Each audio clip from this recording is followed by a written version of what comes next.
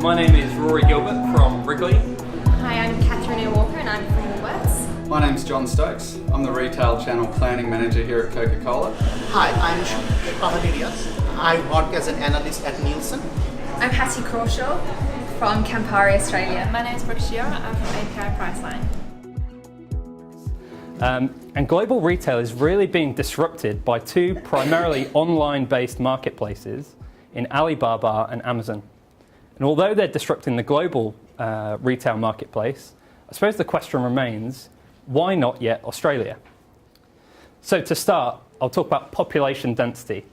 And absolutely, Australia is one of the least densely populated markets anywhere in the world. 3.1 people per kilometre on this vast continent. And when you look at total population of markets that particularly Amazon have fulfillment centres in, Australia would represent the third lowest total population nation that Amazon would set up these fulfillment centres. This isn't a barrier that's going to preclude either retailer from entering the market.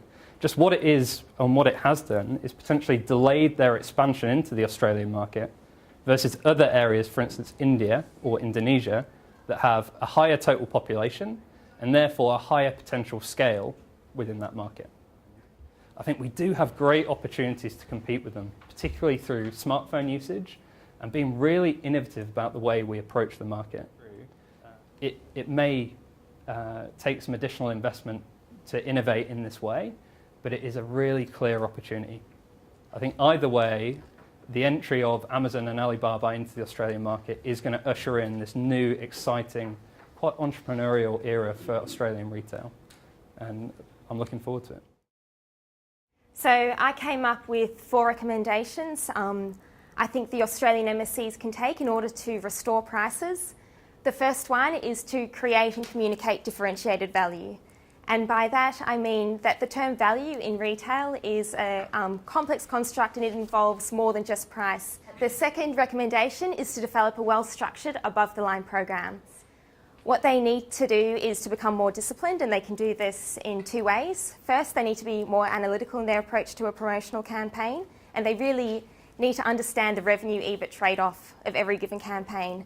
They also need to ensure their campaigns are guided by clear principles, when to pursue a campaign and when to forego one. The third recommendation is to introduce more below-the-line promotions.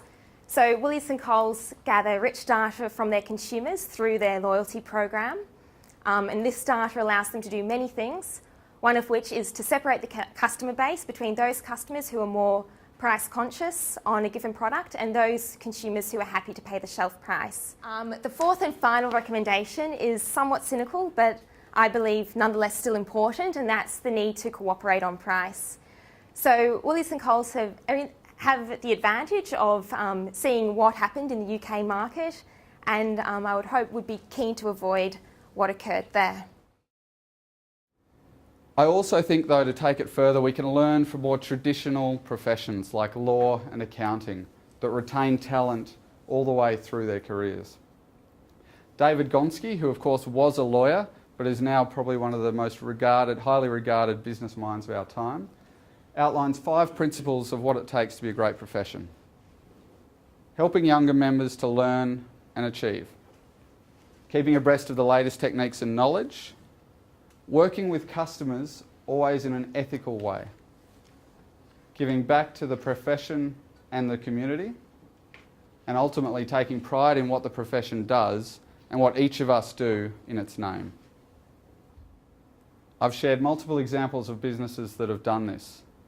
And I'd like to leave you today with some handouts of this final slide so that the conversation can keep going after we've finished here. I'd urge each of you to take this handout, sit it on your desk, if you would, and have discussions and debate with your people at home and at work about whether this model can be applied to your business. I believe that if we can change the shape of our workforce, we can become a profession of choice for talented youngsters into the future, and in doing so, we'll bring out the very best in Australian retail. I think be under no illusion that Amazon is here, and I think that they are going to change the landscape quite dramatically. And I think instead of fighting against them, like the taxi industry did with Uber. We need to take innovation as our strategy going forward. Amazon now have 33% market share globally.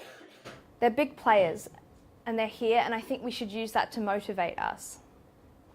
Electric lighting radically changed the way that people live their lives, and it was electric lighting and the demand for it that actually brought electricity to the masses. Now we see the light bulb as a symbol of innovation. It represents new ideas, it represents connectivity, represents energy. Innovation's brought us some really exciting new products. And I hope that this will create some more light bulb moments for us as retailers and suppliers in the future. Thank you. Is mass consumerism meaningless? And if it is meaningless, why do we work so hard to understand what is in the minds of the consumers? Good afternoon, ladies and gentlemen. I'm Shah. I'm from Nielsen. And I have begun this presentation with a philosophical question. Is mass consumerism really mindless? And the answer to that question is that it's not. It's not mindless at all. In fact, it is quite mindful. It is a window to the mind of the consumers, which has become really important to understand in this newborn economy. And it's quite relevant among the workforce who is constantly servicing this huge consumer base. And with a little input of confidence in their capability and a good sense of belonging, I believe that this workforce can carry this newborn economy into a brighter future. Thank you very much. Consumer preferences, lifestyle changes, shopping habits are changing. Understanding your customer. This is key. We've said it quite a few times through this presentation. It's key to understanding what you're going to provide in these small formats to be successful. Passionate, skilled team members. They're providing this service, this unique service to your customer. Making sure they're passionate about what they're doing, that they're educated. Technology, so understanding when it's relevant for your business and making sure that it's making the process the most cost-efficient and effective way possible. Alignment in supply chain. Everybody is working together to the same goal here, so we can't forget anybody. And personalised experience. We're wanting the unique experience. We're wanting that relationship. Making sure that you're providing that to your customer is going to make them happy. They're going to tell the people that they're happy. Those people are going to tell the people how good this store was and come in. Making sure you're providing something that makes you different from everybody else. Unique experiences. Imagine changing those shoppers from the beginning that thought retailers didn't know exactly what they wanted. Imagine changing those people to saying this retailer knows exactly what I want.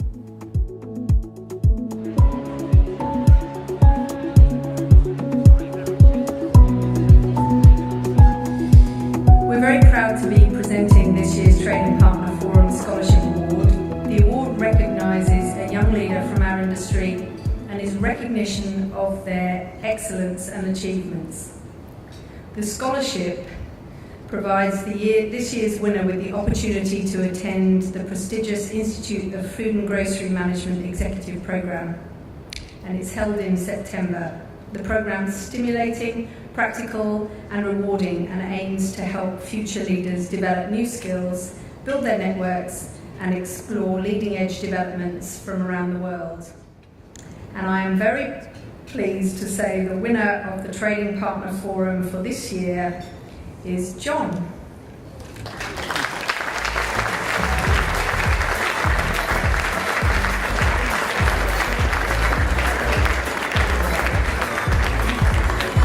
Congratulations, John Stokes from Coca-Cola. Well done.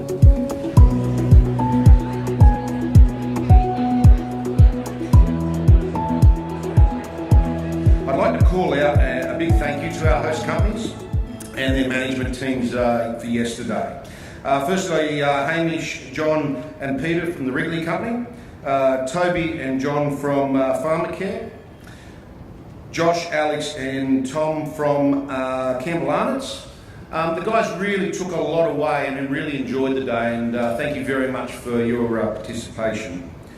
I'd like to recognise the 4 young achievers that are here with us tonight, which I'm going to single them out and ask them to stand up the back. It's a bit bright from here, but Laura from Myer, Eddie from Woolworths, Daniel from AMC Strikeforce, and Stephanie from the Wrigley Company. Can we please all give them a round of applause?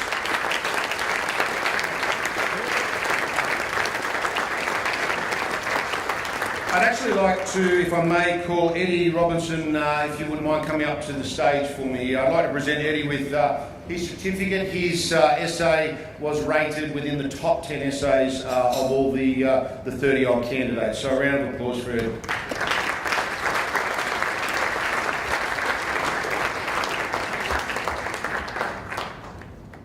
So finally, I'd really love to encourage all the senior managers and industry leaders that are in the room tonight to please get behind your the next generation and the young ones within your organisations that might need your support and mentorship to put their hand up next year for the Joe Berry Award. It's an amazing experience and really could actually be quite life-changing for their career path. So thank you very much.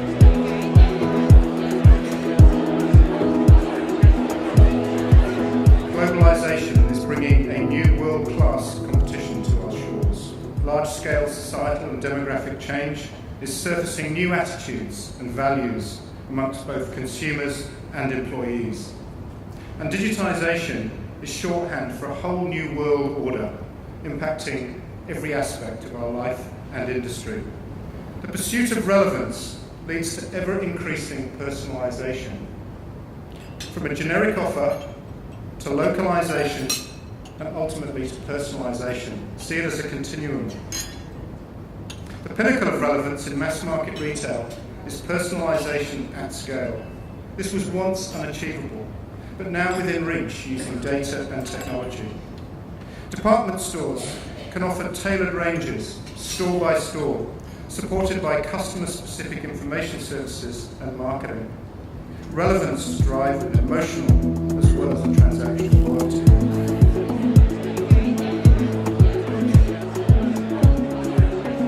One, I want to thank Pete for this opportunity to get up and share a little insight in what an addiction is. Because I'll put my first hand up and say I'm probably addicted to Facebook, Instagram, LinkedIn. And the question I'd like to pose is, are we becoming addicted to the moment? Are we becoming addicted to our brand of self? Often this brand is so remote from reality that the likes, shares and comments often only exacerbate the reality that underpins these pleas for our need of community.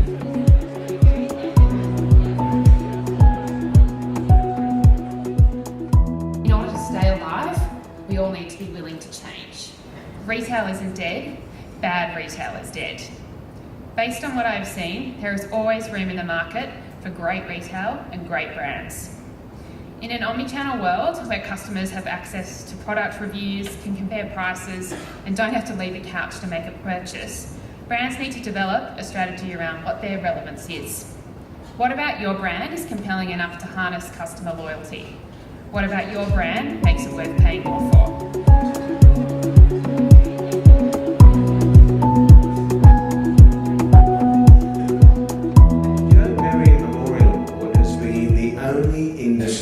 Award that has seen the test of time. 20-minute presentation, 20 minutes of questions on their paper, and then 20 minutes of general knowledge questions. And those general knowledge questions were tough questions. Without any further ado, let me finally announce the winner of the 31st Joe Berry Memorial Award, which is Rory Gilbert.